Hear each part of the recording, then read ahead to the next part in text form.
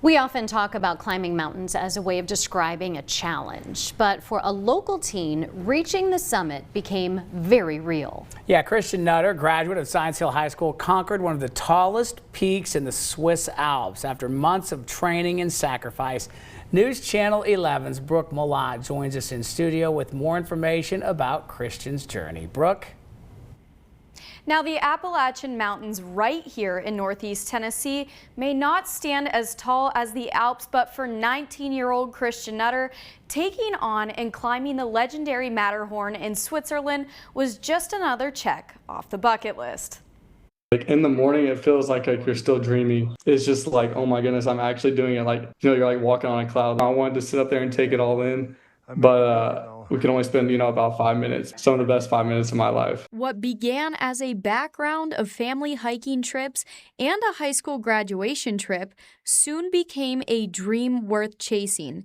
And for Science Hill alumni Christian Nutter, reaching that dream meant embracing the climb, one challenge and goal at a time. As soon as I saw the Matterhorn, because me and one of my other buddies went mountain biking, as soon as I saw it, I was like, this is like the craziest mountain I've ever seen. Like, I have to climb this one day. And from that first glance of the Matterhorn, dedicated months of training began. A lot of my training consists of a lot of rock climbing. I would go to the gym every day for like a couple hours and walk on the Stairmaster with my, weighted backpack.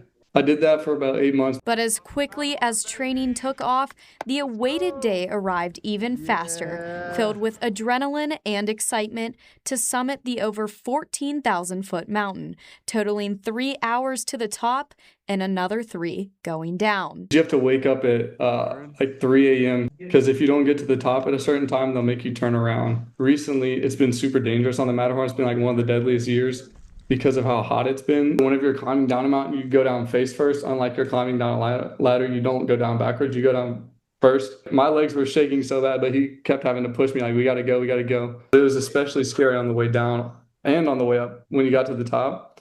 And it would be like you would go to grab a rock, and it would just like come right off. But for back home in quiet Appalachia, Nutter's family waited for that message and photo beyond the horizon. I had to mentally prepare my mind as the parent to allow my son, we've given him roots here in Johnson City. He's got family, he's got friends, but to give him wings as well. See the pictures of him at the summit and then off the mountain, it took on a whole new level of being proud. And for father David Nutter, he says this was a moment of watching his son grow up and become a man. I had a feeling that he could physically do it.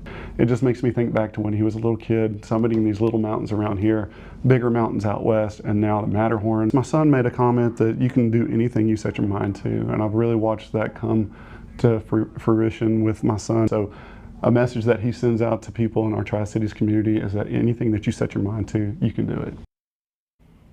And after a major feat of summiting the Matterhorn for a small-town Northeast Tennessee teen, the question that remains is what comes next. And for Nutter, he tells me that he and his uncle are looking into Mont Blanc, the highest mountain in the Alps and in Western Europe, and that he hopes to have that goal obtained by next year. Sarah, Casey?